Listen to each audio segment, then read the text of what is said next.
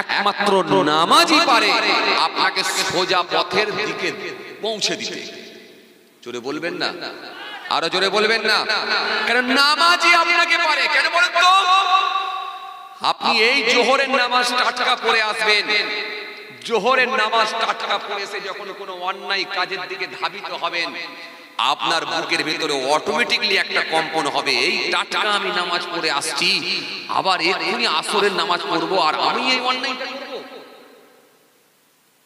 কথা বুঝতে পারছেন না? এই যে বাধার সম্মুখীন হওয়া, এই যে আসরের নামাজ পড়লেন, আসরের নামাজ পড়ে মাগরিবের নামাজ পড়বেন, কিন্তু বন্ধু লটারির টিকিট কাটছে, কিন্তু আপনিও লটারির দোকানদারের কাছে পৌঁছে গেছেন, কাটবো কি কাটবো না, কাটবো কি কাটবো না, কনফিউজের মধ্যে পড়ে গেছেন। কারণ এই টাটকা আসরের নামাজ পড়ে আসছি, এক্ষুনি মাগরিবের নামাজ পড়বো, আমি মাবুদের কাছে কি মুখ দেখাবো? আমার মনে হয় না কাটাটাই ভালো হবে। মন আপনাকে বাধা দেবে, আর এই মনের বাধাতে যদি আপনি সোজা পথ খুঁজে বের করতে পারেন, অন্যায় কাজ থেকে যদি বিরত থাকতে পারেন, এতেই রয়েছে আপনার কল্যাণ। 5 বছর 7 বছর ধরে যারা কন্টিনিউ নামাজ পড়ায় অভ্যস্ত হয়ে গেছে, লিখে রেখে দেন তাদের মধ্যে আর কোনো অন্যায় নাই। কারণ সে লোকটা বিড়ি খেতে পারে না, যদি সে কন্টিনিউ নামাজ পড়ে। ওই জুম্মার দিনে 2 রাকাত নামাজ পড়ে, ওই লোকের কথা আমি বলি না। মাঝে মধ্যে নামাজ পড়ে, মাঝে মাঝে ছেড়ে দেয়, ও লোকের কথা বলিনি। যদি কেউ কন্টিনিউ নামাজ পড়ায় অভ্যস্ত হয়, আলহামদুলিল্লাহ, নিশ্চিতভাবে সেই লোকটা সোজা পথের দিকে ধাবিত হতে পারবে, কারণ নামাজ তাকে অন্যায় কাজ করতে দেবে না। কোরআন তাই স্পষ্ট ঘোষণা দিয়েছে, ইন্নাস সালাতা তানহা আনিল ফাহশাই ওয়াল মুনকার, নিশ্চয়ই নামাজ সমস্ত রকমের অশ্লীলতা থেকে, নিশ্চয়ই নামাজ সমস্ত রকমের পাপ থেকে, সমস্ত রকমের গুনাহ থেকে মানুষকে দূরে রাখবে, সেটা হলো নামাজ। জোরে বলতে পারেন না, আরো জোরে বলতে পারেন না? কিন্তু বড় দুঃখের সঙ্গে বলতে হয়, এখন তো 80% লোক নামাজই পড়ে না। ঠিক বলছি না ভুল বলছি? আরে কথা বলছেন না কেন? ঠিক না ভুল? 80% লোক নামাজই পড়ে না। জলসা দেওয়ায় অভ্যস্ত হয়ে গেছে অনেক মানুষ, জলসা শোনায় অভ্যস্ত হয়ে গেছে অনেক মানুষ, বড় গাড়ি কিনলে তার উপরে আল্লাহর নাম লিখতে হয়, এই ও সিস্টেম আমরা জেনে নিয়েছি অনেক মানুষ। কথা বলছেন না কেন? হ্যাঁ কথা বলেন। সব আমরা মনে করি এগুলো হচ্ছে ভালো কাজ, কিন্তু তাদের মধ্যে নেই আর নামাজ। কি করে হবে? হবে কি করে বলে? আসল জিনিসই নাই। এজন্য ঈমান, ইসলামের বুনিয়াদ 5টা, তার ভেতরে নাম্বার 1 ঈমান, নাম্বার 2 হলো সালাত, নামাজ। নামাজ না থাকার কারণে মানুষ আজকে পথভ্রষ্ট হচ্ছে, গোমরা হচ্ছে। বেটা, আপনার ভেতরে নামাজটাকে আপনি প্রতিষ্ঠিত করার চেষ্টা করুন, নামাজটাকে আপনি কায়েম করার চেষ্টা করুন, একবারে কন্টিনিউ নামাজ পড়ুন। অনিচ্ছাকৃতভাবে যদি এক ওয়াক্ত কাজাও হয়ে যায়, আবার সেই কাজাটা ঘুরিয়ে পড়লেন, পরে আল্লাহর সঙ্গে কানেকশন, সম্পর্ক, ট্রানজাকশন তৈরি করুন, তবেই আপনি সোজা পথ খুঁজে পাবেন। হে তরুণিয়া, নওজওয়ান জামাকেরা,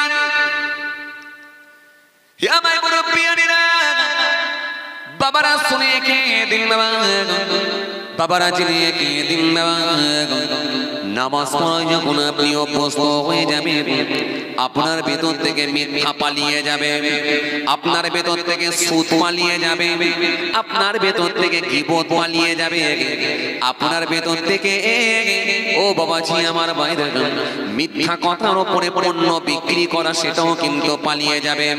যদি আপনি 10 বছর 5 বছর 7 বছর যদি কন্টিনিউ নামাজ পড়ায় অভ্যস্ত হয়ে যান, আমার দৃঢ় বিশ্বাস আপনি সমস্ত রকমের পাপ কর্মগুলো থেকে বেঁচে যেতে পারবেন। এটা 100% পরীক্ষিত। কেন? যখনই আপনি কোনো অন্যায় কাজের দিকে অগ্রসর হবেন, তখনই নামাজ আপনাকে বাধা দেবে। মাগরিবের পর অন্যায় করলে আবার এশার নামাজের কথা মনে আসবে, আসরের পরে অন্যায় কাজ করতে গেলে মাগরিবের নামাজের কথা মনে আসবে। সুতরাং নামাজি আপনাকে সঠিক পথ দেখিয়ে দেবে।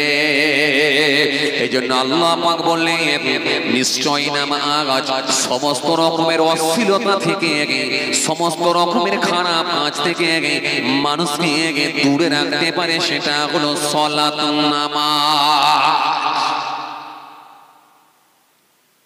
নামাজটাকে আপনি কায়েম করার চেষ্টা করুন। আজ তো বেশিরভাগ লোকই নামাজ পড়ে না। আফসোস, দুঃখ, এত জলসা করার পরেও দেখেন নামাজ নাই, নামাজ না। হায় রে হায়, শ্রোতার ভেতরেও না, কমিটির ভেতরেও না।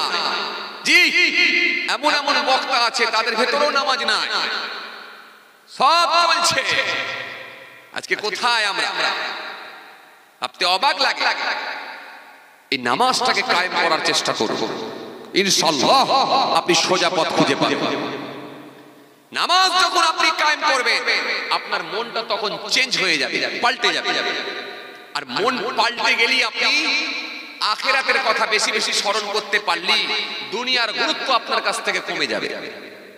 যে লোকটা দুনিয়ার গুরুত্ব বেশি দেয়, দুনিয়ার প্রাধান্য বেশি দেয়, সে লোকটা পরকালকে কিন্তু ভুলে যায়। এজন্য পরকালকে যদি আপনি মনে করতে পারেন, দুনিয়ার গুরুত্ব যদি কমাতে পারেন, ইনশাআল্লাহ আপনি সোজা পথের দিকে ধাবিত হতে পারবেন। আজকে মানুষ দেখেন সব আছে, দেখেন না কি নেই মানুষের কাছে? টাকা আছে, পয়সা আছে, সোনা দানা আছে, গহনা আছে।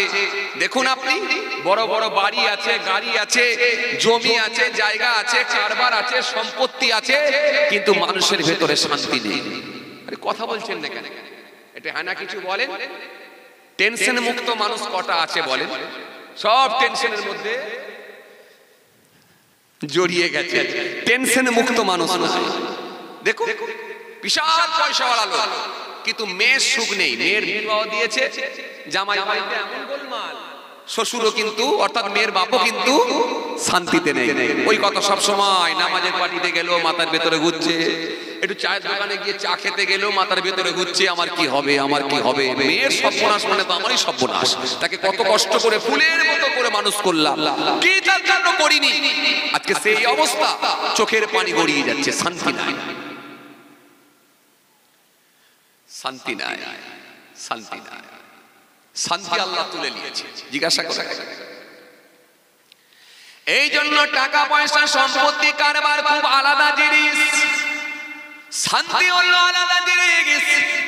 শান্তি যদি পেতে হয়, যারা একমাত্র ধার্মিক হয়ে গেছে, যারা আমার আল্লাহর সঙ্গে ট্রানজাকশন তৈরি করেছে, কানেকশন তৈরি করে নিয়েছে, আল্লাহর হুকুমগুলোকে যারা পরিপূর্ণভাবে মেনে নিয়েছে, তাদের ভেতরে শান্তি আছে। আপনি হিসাব করে দেখুন, তৎকালীন সময়ের মানুষদেরকে জিজ্ঞাসা করে দেখুন, 20 বছর, 50 বছর, 60 বছর, 30 বছর, 20 বছর আগেকার ঘটনার চিত্রগুলোকে একবার মনে করে দেখুন। তখনকার পরিবেশ এখনকার পরিবেশ সম্পূর্ণ আলাদা হয়ে গেছে। তখন মানুষের মধ্যে ভ্রাতৃত্ব ছিল, মানুষের মধ্যে আন্তরিকতা ছিল, মহব্বত ছিল, একে অপরকে দেখলে হাসি মুখে কথা বলতো, সালাম দিয়ে স্টার্ট করতো। আজকে কিন্তু সব শেষ হয়ে গেছে। পয়সা আছে, ক্ষমতা আছে, জমি আছে, জায়গা আছে, হাত ভিতরে তার মধ্যে অহংকার, রিয়া ঢুকে গেছে, যার কারণে মানুষ কি আর মনে করে না, সে মনে করে আমার কাছে সবাই হেরে যাবে, আমার সঙ্গে কে পারবে, আমি যা বলবো এটাই শেষ কথা। এই জন্য বাবাজি আমার ভাইরা, হিসাব করে দেখুন বাবাজি, যারা দুর্নীতির সঙ্গে জড়িয়ে গেছে তারা কিন্তু কেউ শান্তিতে নাই। এক সময় তাদের কঠিন পরিস্থিতি ছিল, ও বাবাজি একবেলা সংসার চলতো, হয়তো একবেলা ভালো করে চলতো না, পরিবারটা স্বচ্ছভাবে চলতো না, কিন্তু আজকে তারা কোটি কোটি মালিক, কোটি কোটি টাকার মালিক হয়ে গেছে খালি দুর্নীতির সঙ্গে যুক্ত হয়ে। কিন্তু এই দুর্নীতির সঙ্গে যুক্ত হয়ে যাবার কারণে শান্তিতে তাদেরকে ভোগ করতেও হয় না। কেউ দেখুন জেলের ভেতরে, খাঁচার ভেতরে, কেউ যদিও বাইরে থাকে সেও দেখুন ঘুরে বেড়াচ্ছে লুকিয়ে লুকিয়ে। আবার অনেকে ঢুকে গেছে কবরের ভেতরে। ও বাবাজি আমার ভাইরা, শান্তিতে কেউ নাই। এর শান্তি আলাদা, টাকা পয়সা সম্পত্তি আলাদা, শান্তি আল্লাহ যাদেরকে দেবে তারা একমাত্র শান্তি পাবে, বাকি মানুষ কিন্তু শান্তি পাবে না। তাই কোরআন স্পষ্ট ঘোষণা দিয়েছে, সুন্দর করে আল্লাহ বললেন, সুন্দর করে জানালেন, আমার আল্লাহ সুন্দর করে বললেন, ইয়া আইয়ুহাল্লাযীনা আমানু লা তুলহিকুম আমওয়ালুকুম ওয়ালা আওলাদুকুম আন যিকরিল্লাহ ওয়া মান ইয়াফআল যালিকা ফাউলাইকা হুমুল খাসিরুন।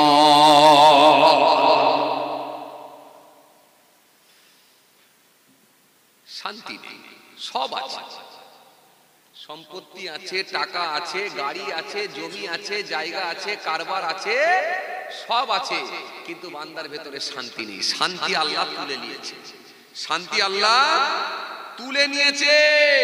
শান্তি তুলে নেওয়ার কারণেতে সে লোকটা সুখী হতে পারেনি, সে লোকটা সুখী হতে পারেনি, সে লোকটার ভেতরে সুখ নাই, শান্তি নাই। সব আছে, শান্তি নাই। কথা বলছেন না কেন? একটু হ্যাঁ না কিছু বলেন না রে বাবা, হ্যাঁ?